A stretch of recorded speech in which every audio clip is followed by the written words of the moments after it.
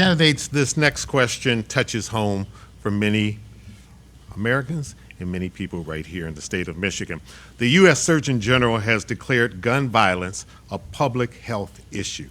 Considering current gun death rates, mass shootings, and 2 recent presidential candidate assassination attempts, thankfully they were not successful, do you believe America needs stricter gun laws?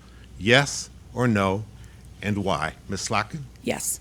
60 For me, look, I grew up in Michigan. I grew up with guns, right? I have only positive memories of my dad teaching me how to shoot skeet and target practice with my brothers. It's part of our culture here for many, many Michiganders. And when I was in Iraq, I carried a Glock and an M4 on 3 tours in Iraq. And thank God I had it in a war zone. But this idea that we can't go after the #1 killer of children in America is broken. And while Mr. Rogers was off in Florida, I was representing this district where we had not 1, but 2 school shootings in my district, Oxford High School and Michigan State University. There has been nothing worse in my experience than explaining PTSD to a 14-year-old who all he did was sit in his social studies class while a colleague, one of his fellow students, shot up innocent children. To me, we have to, as Democrats and Republicans, gun owners and non-gun owners, go after the #1 killer of our children in our communities, in our schools, by suicide, by accident. It is the responsibility of leaders to protect children. Thank you, Ms. Slotkin. Mr. Rogers, same question. Do we need stricter gun control laws to be able to curb the violence in our society? We need to enforce the gun laws that we have. We also need to deal with mental health issues that are happening in our schools.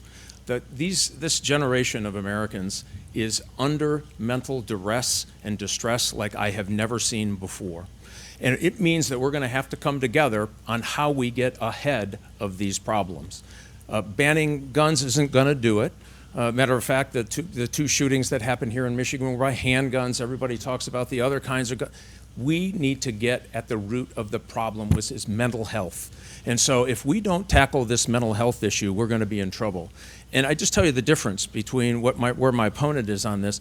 The state of Michigan just cut 93% of all school resource funds and mental health funds, including Oxford, by the way, where the shooting happened. This is unacceptable.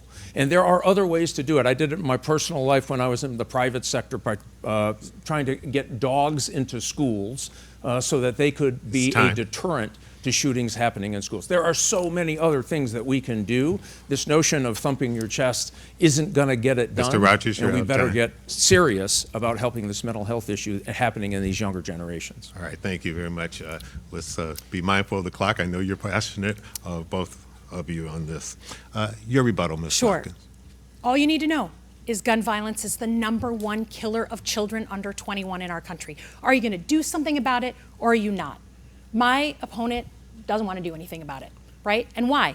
Because he has a 100% rating with the gun lobby, and they give him campaign donations. It's really, really easy to understand why politicians, in the face of murdered children, don't do anything. They don't do it because they receive campaign donations, and they're scared. They're scared because they don't want to lose their election, and it's terrible. Thank you, Ms. Slotkin. Mr. Rogers, your rebuttal. With all that passion, you would have thought my opponent would have introduced a whole bunch of series of bills in the U.S. Congress. She did not. Listen, I'm in law enforcement for a big chunk of my life. I was an FBI agent. I worked the streets. Everything from gun violations and human trafficking and drug cases and organized crime cases. Listen, I understand what victims are and how we get at this problem. The way we do it is actually constructive dialogue with these schools, with mental health, and with smart precautions that save kids' lives, not the huffing and puffing that you hear here and name calling. All right, candidates, thank you so much.